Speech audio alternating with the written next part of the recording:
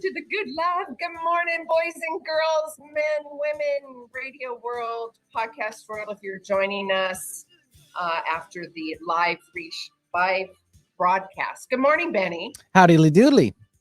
Howdily doodly. Yeah. Is that okay? Does that work? I love it. Okay. All right. How is the Pacific Northwest? How are the boys? Summer is in full effect. Oh yeah, most definitely. We're enjoying it.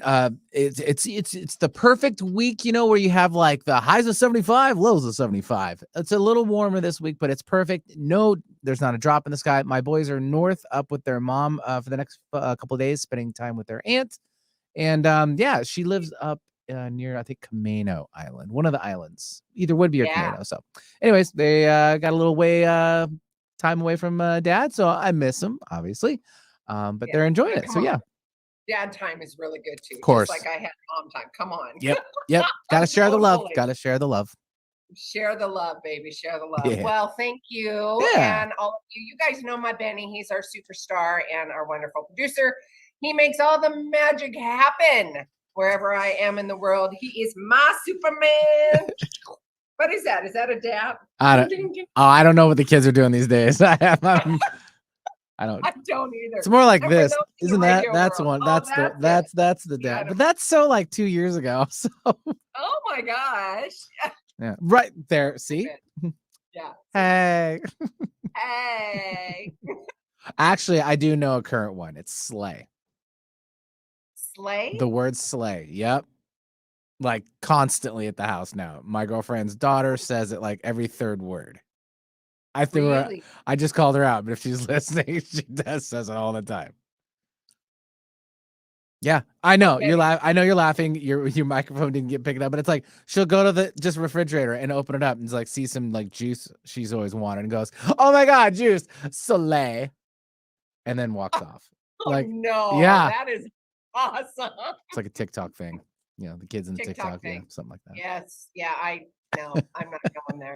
I'm not doing it. We had our own terminology when we were growing up, though. Oh my right? gosh. Yeah. I know. I'm going to stay under my rock for a bit. Not naive. Just, I don't need, Anyways, we got a great show today. We're going to jump on. Benny, we love you. Everybody loves you. Thank you so much for making all the magic happen, sweetheart.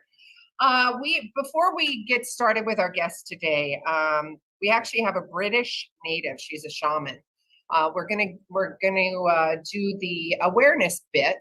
Remind all of you this show, and my promise to you is to bring you new perspective, new thoughts, new ideas, and it's an inside job. We have the power, we have the ability, and when I say we have the power, it is all of us taking our power back after trauma, bouncing back after situations in our life that have created a bit of a hiccup or a hurdle, as my mom would like to say, but it is an inside job. You have to first and foremost have the awareness that you are in a trauma state, or you are happy, or you are not happy in said situations, or you're in fear, or your body's in fight or flight. So awareness has got to be your number one.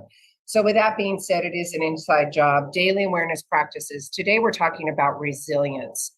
I asked Source, I said, what are we going to talk about today? What is it that's really bubbling up for everybody? Excuse me. And it's awareness. So awareness is the capacity to withstand and or to recover quickly from difficulties, whatever that difficulty is in your life. Now, you guys have heard me talk about, when I just use difficulties as an adjective to describe, I truly believe that the adjective describe in this context is difficulties. However, I believe it's just a contrast. It's just an opportunity for us to learn and to say, oh, I like that. Oh, I don't like that. So going forward with this, resilience is really important with your life, and to have a practice put in place before the shiitake hits the fan. So what are you doing as a whole mind, body health to provide that practice for you? What is your awareness practice so you can have that spring back, that resilience? There was other words, adapting quickly to spring back. there's vision, there's collaboration, there's tenacity, there's health, there's composure, and reasoning. Those are 6 domains of resilience. If you want to go Google that, please do. It'll provide some more information and give you that whole health awareness and context and outlook of that process that you can put into place. Now, of course, we talk about breath work, we talk about meditation. Breath work's free, meditation's free. When you notice, again, when you have that awareness that you are not breathing and you need to have that breath really deep into your body and have that awareness that you are breathing so you can bring your body back into homeostasis, so you can have control of your thoughts, so you can have a conscious, aware, empathetic, sympathetic, compassionate conversation with respect, not only for yourself, but the other person, instead of being reactionary. So again, it's another tool for you to have that awareness. It is an inside job. It's resilience today.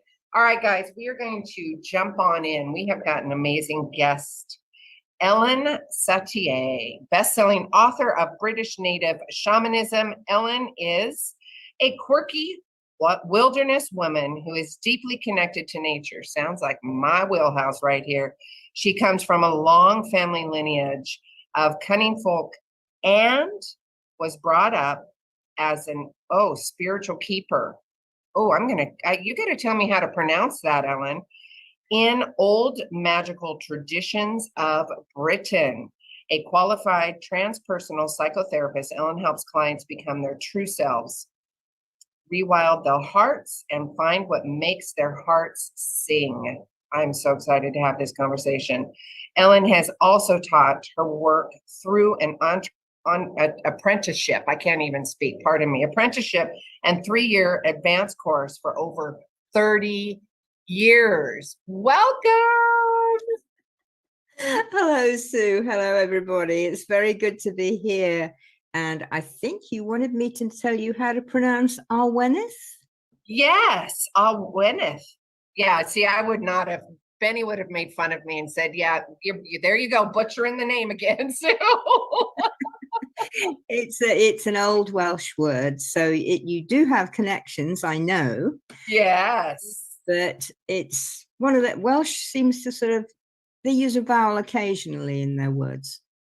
Occasionally. Okay, so love, let's have this conversation. So of course I do the formal introduction and all of that, but I also, with my guests and my audience know this, we want to hear you, your voice, your energy, your why, where this all started to come from. Of course, there's quite a bit of generations that you've followed. Pardon me, my dog is hitting the table. God, it's live TV, right? That you it's a long lineage, but I want to get to know you, how this all started for you. Well, it sort of started by me getting born, really. My family may sound a bit weird to people here as well as there, but there are people who followed the old ways, as there are native people in all lands, and we're effectively native people. We started to get crushed and squashed about 2,000 odd years ago. So we learned to keep our heads down, as native people do everywhere. But we're still here, and people still practice. And I've got friends who still practice, and they're teaching their children here. So it's still going on. Yes, that's what I want to hear. I want to hear the wisdom from my elders. I love it. Well, Ellen, and just a quick backstory, and I really do cherish that from the elders. I was adopted, so I didn't have my elders. I had quite a lot of things spiritually that were happening to me, and I didn't have my elder to go, what in the world's going on? I hear dead people, or my intuition, there's all these things that were popping up and happening, right? So honored to you and those that are holding tight to family lineage. That's awesome. Thank you. Yeah, that's what the word awareness means. We're spirit keepers.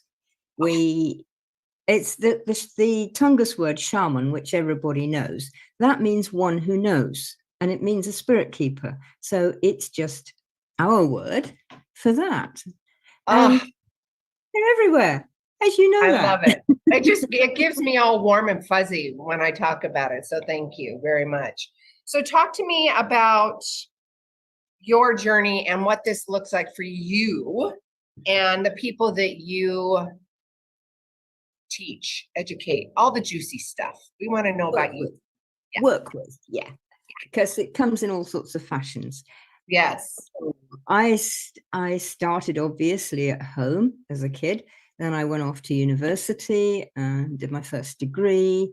And then I decided not to go into that at all. And so I joined our Ministry of Defense and ended up being a software designer. Oh, what? I know.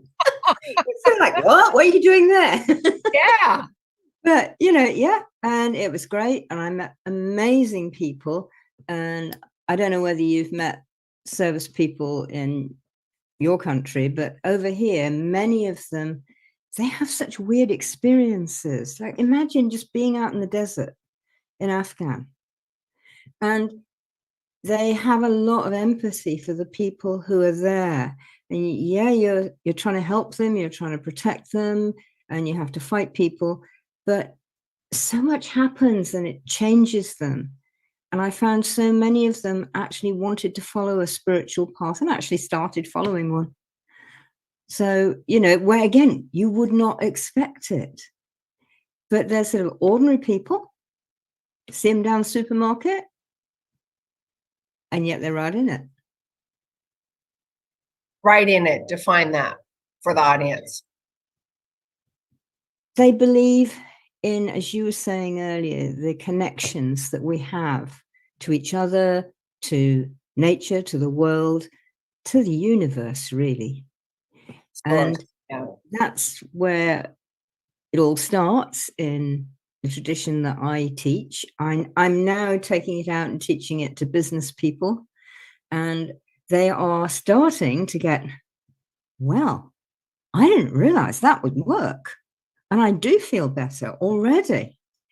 And I feel clearer. I mean, clearer is one just had 2 clients yesterday, and they were both saying, I've been doing this exercise you were telling me, and it's like everything was here, and now it's gone here. Oh. And can you imagine how good that feels for business people who are just sort of up to here in everything all the time? So the connection is ever so simple. It's Mother Earth and Sky Father, the sun, without which we can't live. We've got to have Mother Earth to live on and in, and she can't happen unless Father Sun sends the energy down and grows the plants and grows the animals and grows us and gives us light and day and night and warmth and cold and everything else. So it all starts from connecting to the 2 big life givers who've been here for 4 billion years. So that's where it starts for us. Yeah. And then everything grows from there. Everything. Yeah. The analogy, and I've heard the analogy of using the analogy of the garden. I mean, of course, you need Mother Earth and Father to create all that, but you also have the weeds you got to pull. And like I was talking earlier at the top of the hour for the awareness practice, you do have to have the awareness, and there's got to be something. I mean, granted, you can be in denial. Yes, you can be in avoidance. You can have all of that based on your fear and other things that are going on. What can we educate and teach the audience in a practice that you have fostered that would help keep them in that awareness, and that awareness of it's just a contrast. It's a way of learning. It's not, don't shame yourself. Don't go into fear and guilt and all that stuff, because that's not what it's about. Can we unpack that a bit? You okay? Did I freeze? No, you didn't. No. Oh, okay. No, the one awareness, and this is another thing that, the business people are now finding after the sort of other people that I used to teach, is that when they make this a daily connection, a daily meditation to connect to the earth, and connect to the sun, and you feel you end up with like this thread that goes through you, and it's pulling the energy up from Mother Earth, and it's pulling the energy down from Father Sun, and you're there with this happening inside you. So you get in a state, you know, somebody nicks your purse in the supermarket or something, you know, any ordinary thing, and it's like everything's on top of you. Yeah. But if you have this practice, you can just a couple of minutes and you know what to do. You know the next action to do. This is the resilience. And you are not only doing it yourself, you are connecting with the life around us and using both of them to help you. And it takes a, you know, it takes a little bit for people to get the hang of it, perhaps, especially if they're sort of like, I'm not sure about this. It sounds a bit weird. But it's breathing and connecting. It's grounding yourself, right? So look at the contrast to the professionals, to all of us. Do you want to be in a stressed state? Do you want to create a disease in your body? Do you want to react in a reactionary space? And, you know, for our business people out there, how important is it for your bottom line? You got to, isn't it? It's right? To be there. You have to. Yes, you have to be. Yeah. And if you've got something that you know because you practiced it with somebody who knows it and who's helped you, and you can come back to that and you just go, give me a moment. And we've got to that stage now. You can say, I need a moment. And you can do that even in a business meeting, and people will give it to you. I mean, 10 years, 20 years ago, it was like, what? Yeah. Oh, at least we've moved that far on. Yeah. And have your moment and you say, right, guys, how about this? It might not be the answer, but it will take you to the next place. And look at the example. If we're talking corporate America, well, even if it's a mom, a dad, whatever, look at the example that you're providing in the tool. If you're mom and dad, you're providing a tool for your kids to be able to self-regulate in school. And look at the domino effect, right? You're changing generations. And you have it. I mean, I've seen it with school children, not recently because I haven't worked that way, but I've seen it. And it's sort of like, hey, Jane, how is it you don't sort of get all fussed up when something happens, you know, and the teacher shouts at you? You can sort of like, you don't have to come back, and, you know, you can just sort of be there. And doesn't it hurt you doing that? And Jane, who's been taught properly by her mum, who already does it when they get in a pickle at home, so it goes, well, no, I just sort of like settle in and it all just goes whoosh. Oh, it just goes whoosh or wash. Both. Both. Yeah. What have been some profound changes that you've witnessed in your clients, personal or professional, that you've witnessed, so we can give our audience an example of what this all looks like? Well, one that I totally love her, and I still know her, and I was working with her 20 odd years ago, and she actually lives in Tacoma, which is not that very far from Benny. Well, it's not. It's like right next door. Yeah, and she's half native person and half sort of ordinary American, and she's an ecologist. And she was in charge with her husband, with a partner, rather, not her husband, of, you may know this, the Pacific Salmon Run. Mm-hmm. Yeah. Yep. Where they were part of the team, and she was leading part of the team that count them, and also looking after Green Mountain. And she had two problems. And remember, this was 20 years ago. One was she was a woman. Two, she was incredibly good at her job. And three, she was part native person. So, I mean, you know, it's probably, I hope it's better now, but at the time it was like the glass ceiling was down here around the nose, not over there. And she had lots of good ideas of how to make things work better. But of course, she'd been knocked about so much, she didn't have any confidence. So she came to me, and we worked through, beginning with this Earth Sun exercise and carrying on through much more work and deeper work. And she was able to get them to hear her. And she ended up winning one of the top American prizes for ecology. Audience, radio world, we're doing a touchdown. YouTube, you guys can see us noodling around. Absolutely. It's fantastic. And I mean, this has happened. I had a stockbroker in London at the beginning of the pandemic, and that was very difficult. Now, it was a little weird for me working with a stockbroker, because part of me sort of goes, bloody gamblers, and the other part of me says, Ellen, calm down. Let's look at this bloke as a person. And putting and look, you're self-regulating. You're walking the talk, right? Well, you have to. How else do you do it? He had to stop having the office in the city in London because you couldn't get to it. Had to learn completely new ways of working. He had to train all his team, because people didn't do Zoom like we do then, and have team meetings on Zoom and work with clients on Zoom. And again, he was like, I'm not sure I know how to do this. And so, come on, do this. Now, okay, you're getting a problem, do this. Now, come straight back to me after your meeting and tell me how it worked. And of course, he found it worked. And he found that the team, he even got the team doing the basics of it. So there they were with, some guy in Tokyo yelling in their ears about buying him umpteen billion shares or something. And it was just like, yeah, right. No, Mr. So-and-so.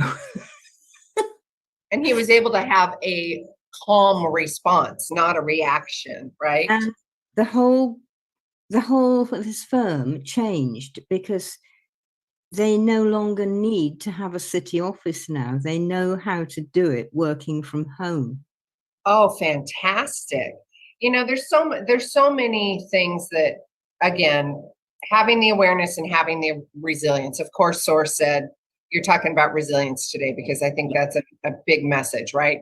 And having a practice in place before shiitake hits the fan, right? You really have to have a whole mind, body, spirit conversation with yourself and a practice in place before that stuff happens, so you can regulate, so you can breathe in and you can ground. And come on, audience, you guys have heard me talk about this till I'm literally blue in the face, and I know there's kind of a funny connotation there, because breath is free. It is what you do innately anyways. Our beautiful body is created to do that. Now, it gives you, the breath is that self-regulation, right? And our body, when we go into that fight or flight, it's like, I gotta run. Oh, I gotta do that, and it stops. So you have to remember to do that breath work. And I love what you're saying, Ellen. It's that grounding, and from Mother Earth to Father Sun, and providing that growth within yourself.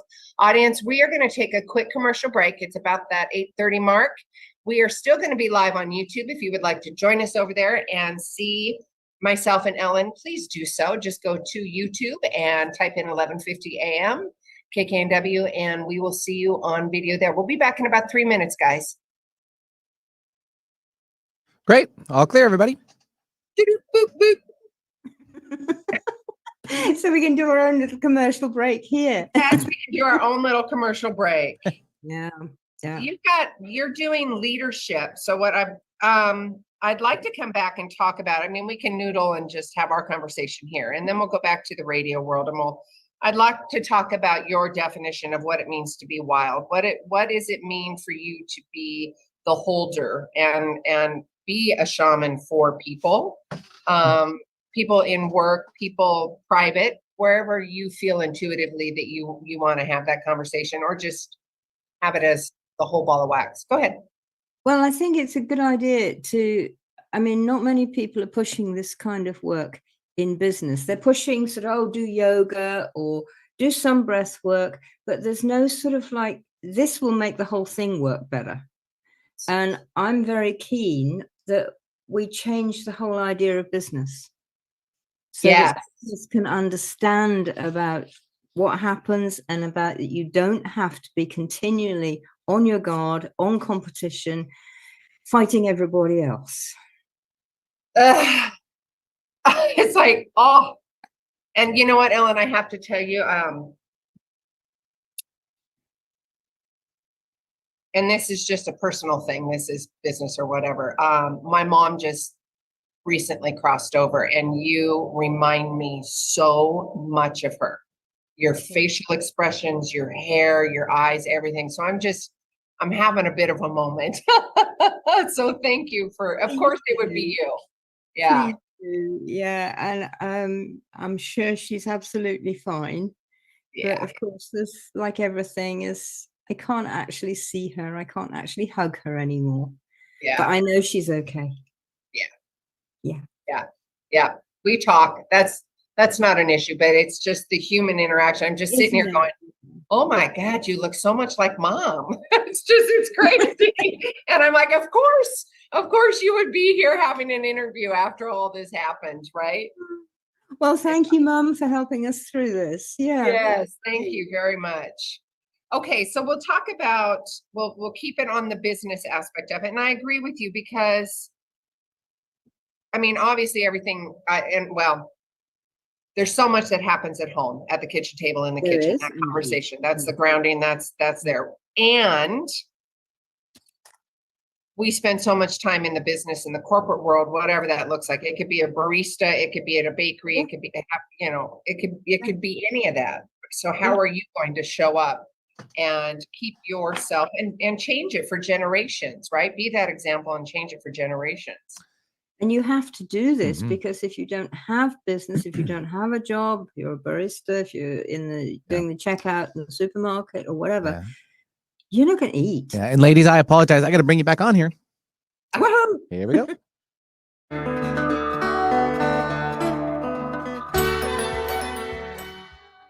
All right, welcome back, Radio World. Sue here, Clarity with Sue. You can get a copy of the show, of course, on the podcast world. All you got to do is find me on, well, you can just go to my website, tappedinandturnedon.com, Clarity with Sue.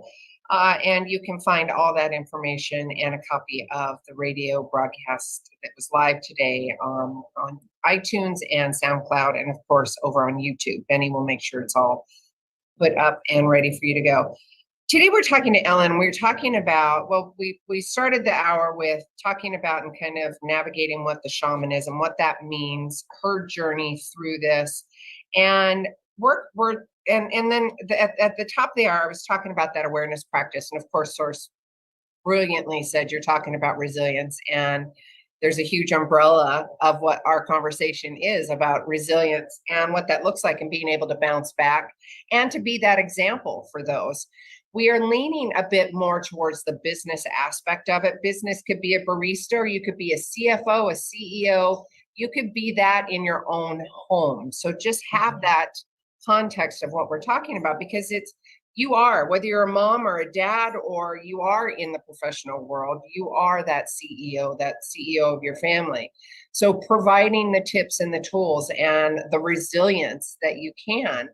And Ellen's providing great tools. We talked about breath work and grounding ourselves and what that looks like in that contrast, because if we are talking about the business world, which would change generations and generations within that context too, just simply breathing and grounding yourself, and to be able, if the business world, if you're worried about or concerned about your bottom line, this is a really good conversation, because I know we all have a bottom line we're concerned about. So providing breath work, providing a grounding solution or a process before the shiitake hits the fan is really important. And I want to have that conversation. I want to talk about magic and successfully vulnerable, what that all looks like, and navigate. Yeah, because vulnerability is so important. That massive vulnerability, massive honesty, massive forgiveness. I think it's all in there. Go ahead, Ellen. Welcome. Thank you. Hello. Back again. Back again. Oh, vulnerability.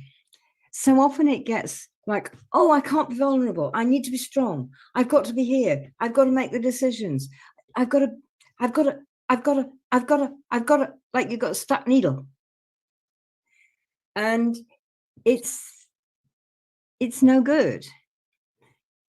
When I was training as a psychotherapist, I had fantastic teachers, and they were in the transpersonal psychotherapy that I do, it's so like the old witchy ways that I grew up with. And I found, oh my goodness, we're saying the same thing in different words. Okay.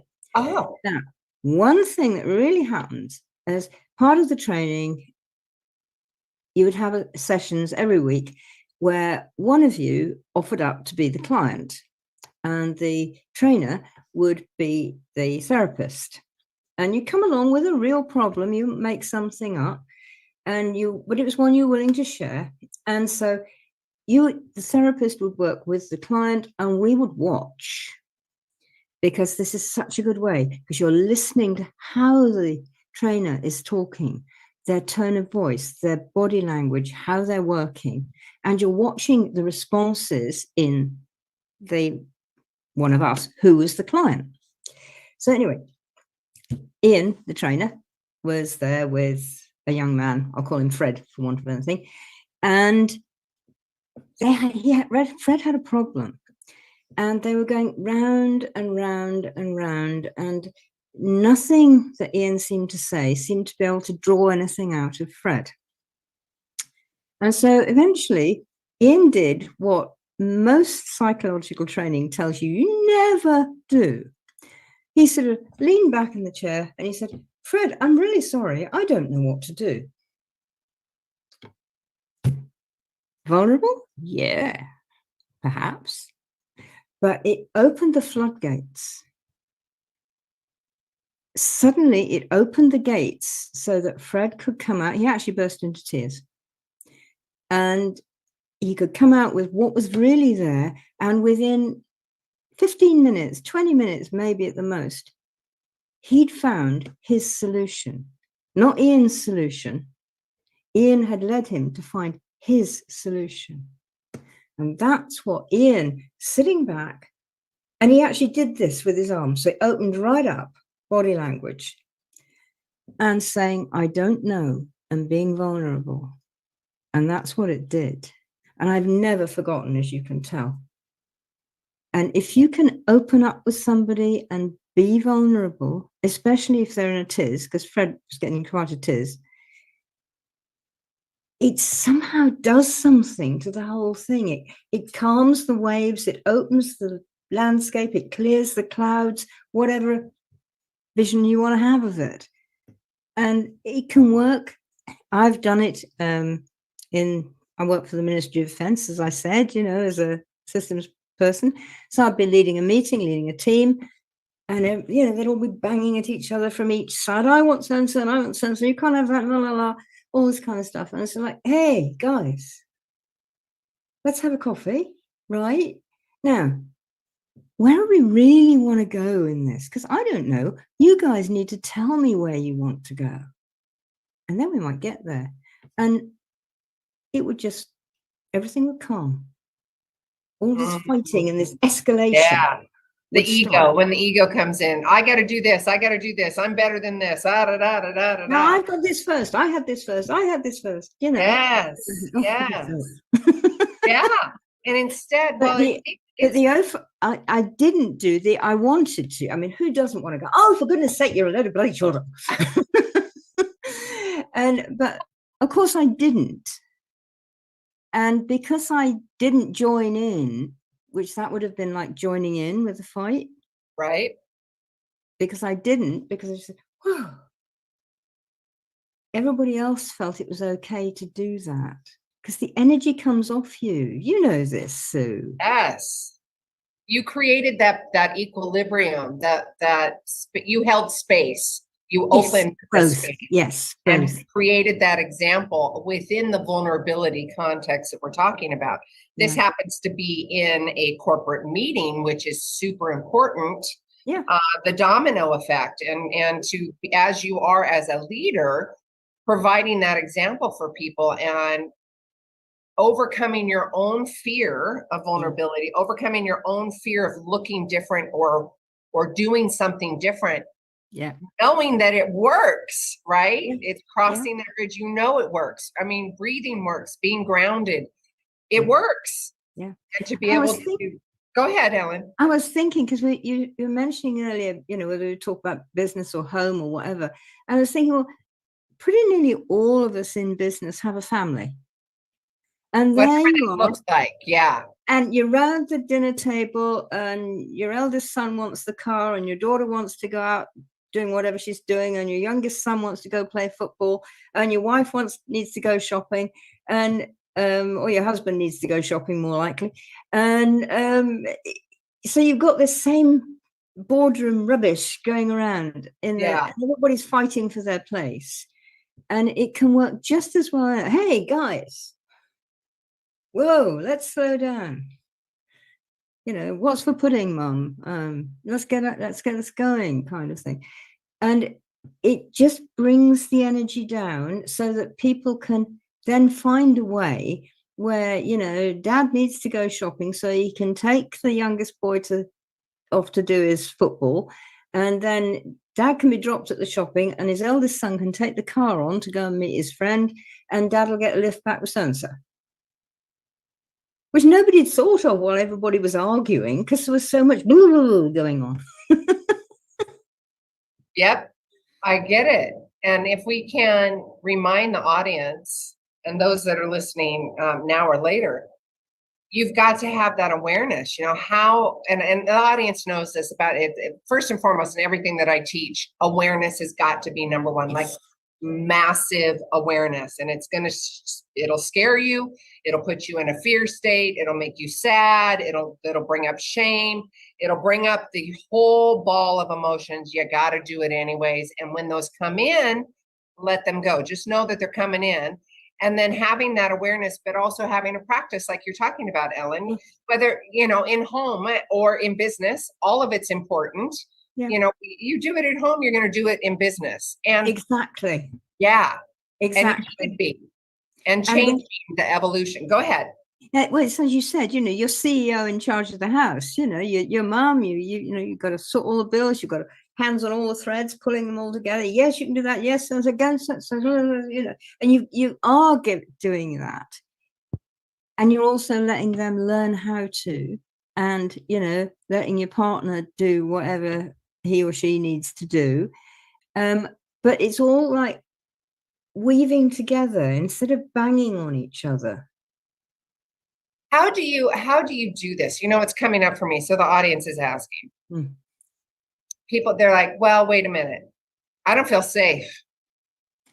I don't feel safe in my relationship at home. I don't feel safe in front of my children. I don't feel safe in front of my boss. This is where we go back to, for instance, my lovely lady in Tacoma, my ecologist lady, who did not feel safe in her business, did not feel safe in various other situations. She did feel safe at home with her partner, but there were lots of unsafe situations. And so it's more than just the little exercise that I've told you today, but what I teach takes you further in so that you can learn to what we call stand in your own power. And that's partly that you don't buy into what anybody else says. And if somebody says, oh, Ellen, you shouldn't be doing that, and you can just say, sorry, I'm not buying into that. Yeah. And you have the inner strength. Now, this comes from more of this work, and it includes breath works and all sorts of things like that, working with your body. And you have this strength that you can actually, no. And you can even get to the stage, if they keep on at you, of doing the classic phrase, which I have done to somebody this year, is, what part of no is it you don't understand? Oh, what part of no you do not understand? Ah! I mean, they did have to go a bit far. That sounds so much better with your accent, I have to say. Can I just borrow the accent? It sounds so much better coming from you. Oh, it's me doing my posh lady muck thing. I love it. I absolutely love it. So, audience, let me bring this all back. We've got a few more minutes. about 10 more minutes. I want to talk, we talked about vulnerability and providing a safe place. You have to overcome yourself. You have to take your power back. And the media and everybody, there's such a big conversation. Well, take your power back, live your best life. It's take your power back. I'm like, well, what the heck does that even mean? Take your power back. When you're in fight or flight, when you're in victimhood, you don't have the context. You don't understand what that even means, right, Ellen? Go ahead. And you don't, the worst of it is you get all these people who are flinging these, what I call platitudes at you. And part Their of you ideals, their wishes, yes, their remember opinion. that is their script that they're trying to get you to live. Yes. They are yelling all the stuff at you, but they don't tell you how. They tell you what you should be doing, and then you don't do it. And they say, but if you do what I told you, and you sort of go, how? Yeah. How? Yeah. Well, this is where you need somebody who's done it. And that's the best training ever. Yeah, I like having my degrees and all that kind of thing.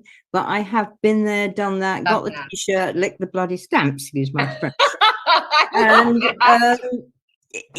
when you can see that, hopefully you can see that in me, that, you know, I've been there. I've been down to the last tin of baked beans in the cupboard, and I don't know whether they're turning the electricity off. Yep. And many of us have been there, and I'm willing to share with people what that feels like, and I'm willing to share with them the old practices and the psychotherapy practices that I had that got me through those things. And so you need somebody. We all need a co-pilot. Yes. People sort of say, oh, are you a coach? Are you a psychotherapist? Are you this? And I'll often say, I'm a co-pilot. I love that. That's what I do, is I will co-pilot you through this. And it will be always your decisions, your choices. I'll say, if I think, you know, actually, I think we're heading for a cliff here. And then you can talk to me about it, and maybe I'll convince you, and maybe I won't, but I'll still be at the top, and I'll probably have a rope and I can sling it down to you if you've jumped off anyway. Love that. Okay, so I'm a big believer in psychotherapy. What's the difference between a psychologist and psychotherapy, and then you combining the shamanism and the secret within you? Well, a psychologist is someone who has studied a lot of the theory of psychology. Yeah. And great stuff needs to be done. Yep. And a psychiatrist is someone who is medically competent, and medically competent to know that and there are cases where we actually need to take drugs because things are so bad, we actually need to do this. They're the sort of person who knows when that is and what sort of things to give you. And they may do some talking as well. A psychotherapist talks. Jung called it years ago, the talking cure. And we have the skills of asking questions that lead you to your answer. Right there, audience, did you hear that? Yep. It's about leading you to your answer. I don't want clones of me. Yep. I think the world and the universe is quite happy with one Ellen, and any more would be over the top. So no, we don't go there. No, we don't go there. But I have the skills from the old ways, because the old ways of Britain, and I think of many nations, are about you being yourself. And I know you love this, Sue. And the psychotherapy, certainly the transpersonal, is about you being you. And you probably won't fit in. And there will be edges and spiky bits that, you know, I don't do that. I don't want to do that. Those spiky bits, dag nabbit. Absolutely. And some people sort of say, oh, well, you know, perhaps I need to be normal. Well, I had a lovely meme. I stuck it out on LinkedIn a few weeks ago. And did you know there are actually 8 billion and more different versions of normal on planet Earth at the moment? 8 billion. I say to the radio world, normal air quotes audience. Yeah, It's normal huge air world. quote, definitely. Come And on. then we all are, and we're all different, and we don't translate probably one word exactly the same as each other, even with me and my partner, or Feelings and you with emotion. yours. It's the What? same. No. Yeah. I can say roses and you could have a completely different adverse effect when the other person's like elated and beautiful, right? Yeah. Yeah. Yeah. Yeah. Yeah. That's absolutely it. And all of us are right. Okay, you know what's coming up, Ellen, is triggers because of the rose. And this has been years of conversation. My ex, he would say to me, "Well, you're triggering me," and I'm like, "Yeah, it doesn't work that way. It doesn't work that way." Right? Actually, You're like, "Oh, right." Yeah. Like, yeah. And it doesn't. It doesn't because the trigger is within you, just It like the is. rose analogy. I Yeah. have no idea. I'm going to communicate and talk the way I'm talking. If I am in reaction, you then have the choice to be the equilibrium, or you can react to, or we can both take a time out. It's that trigger. I know I kind of went down that rabbit hole, but, or Anne, let's have that conversation when somebody does get triggered. How can we then stay in our power, Ellen, like you were talking about? Again, having that awareness and then having a process in place before the shiitake hits the fan, right? And you were talking about the breath work. Yeah. Well, again, you are staying on this thread connected to Mother Earth and Father Sun. And it actually sort of expands around you so that you can feel your own space a bit. Yeah, you're doing it, Sue. You've got it. And so I say rose to Sue, and Sue goes, and I sort of go, "Hey, Sue, what happened there when I said rose?" And I let you tell me. I don't come along and say, "Sue, you seem to have a bad reaction there." Right. I mean, whoa, blame. Yeah. No, thank you. It's like, what happened? Yeah. And You're then having you can tell me. kind, calm, loving conversation. My co-pilot, which I love that. I'm so going to use that if that's okay. I Do absolutely that. It's not love mine. that. Yeah. But yes, go ahead, Ellen. It's another principle of the old ways is you ask everything. You don't assume you know. You don't listen to the words and have your head translate them into what you already know. Your own narrative. Yeah, you ask the person. Now, I thought when you said that, it made me think of so and so.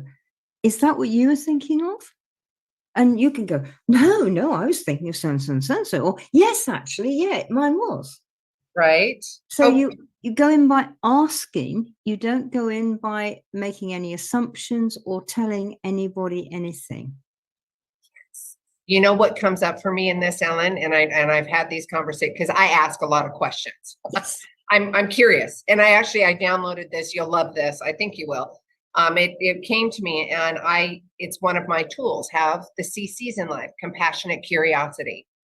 And where I was going with this, Ellen, is I ask a lot of questions, and there's almost like a disclaimer where I say, hey, I'm just asking questions because I'm being curious and genuinely interested on who you are and what you're saying. And likewise for myself. And sometimes people are like, they're put off by that. They're like, you are asking so many questions, or they're insecure, or they have that I don't know what I'm trying to say. Maybe you do. They do. And I mean, I get it with people who are potential clients, and we're on a discovery call or something. And then again, I'm asking the question. It's sort of like, say you were on the discovery call with me. So like, Sue, I mean, am I phasing you by asking so many questions? What would you like me to do? Oh. What if they say, I don't know? Then you sort of say, well, should we explore it? Should we explore how it feels when I ask you loads of questions? I mean, and also then take it, because again, this is part of the work we do. So like, do you feel that is something happening in your stomach, or your chest, or do your shoulders tighten up? Or Is there anything like that? And, there might not be, but I said, is there anything, is there anything like that? And quite often there is. And then that sort of goes, oh, and if you really, I wouldn't do it on a discovery call. This is for actual work when we're working together, but it will take you into, can we go back in time? Do you have a time when you remember having to react like that because something happened? Can you remember what that was? And then you go back and you'll find the route that, I don't know, somebody's dog went for them, or the next door neighbor peered over the hedge and yelled at you. And that happened when you were 4 and you'd forgotten about it till now, but it was built in now. Is it important, and we've got a short amount of time, about 4 more minutes. Is it important to really go back and investigate and, air quotes, relive that scenario? Or can a person go back energetically, lean into it and let it go? Or is that the same thing? You know what I'm trying to say? Yeah, right? I do. The one that it's important to go back and remember, but don't go and relive it. There is no need to relive it. Usually, there have been times when it has. Disclaimer to the audience. Yeah. There have been times when it does, but usually there is no need to relive it. There is a time to remember it. And you may find yourself, say it's the neighbor yelling at you over the hedge when you were 4, that you actually have to reclaim. This is like what shamans call a soul retrieval. There's that little girl that's been hiding behind that hedge ever since. And I mean, we often do it like with a cushion and sort of like, well, see how she feels about this. And I'm cuddling like a cushion to the radio. Yeah. And so how does she feel about this? And it will come out. The person knows, the person remembers and can speak it. And you can say, but that was then, that was 20 years ago. Does she still need to be there now? Because it's 20 years on. And usually that is where the whole thing gets let go.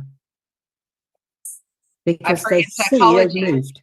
Yeah, the psychology, the refractory period. I know the refractory period is also with sexual orgasms and stuff like that, but specifically the refractory period in psychology, it's how long have you been holding on to that? Exactly. Yeah.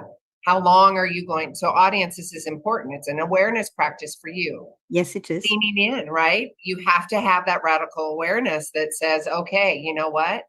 That little boy or that little girl has been holding on to shame, guilt, fear, and it doesn't serve me anymore. It's time to let it go. And Ellen will provide all of those tools for you, right? I do. Yeah, I can. Yeah. Love, we got 2 minutes. How can they get a hold of you? Elen Sentier, type it into Google. Elen Sentier, and I'm audience, this is how you spell it. It's 1 L, by the way. E-L-E-N,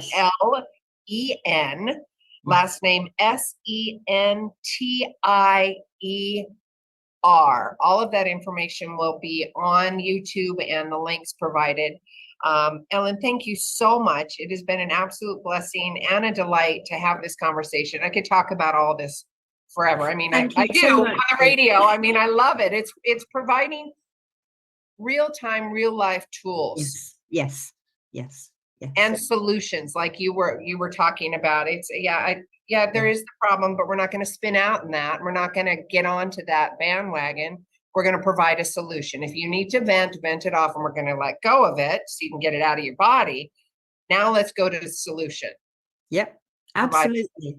And that's where Ellen will, and she will take you through that. The breath work, and in corporate America especially, and I know that is a special little niche for you right now. And blessings to you. Thank you so much for this. And thank you for today. Sweet dreams. I know in the UK it's a little bit later, right? It is. It's the late afternoon here.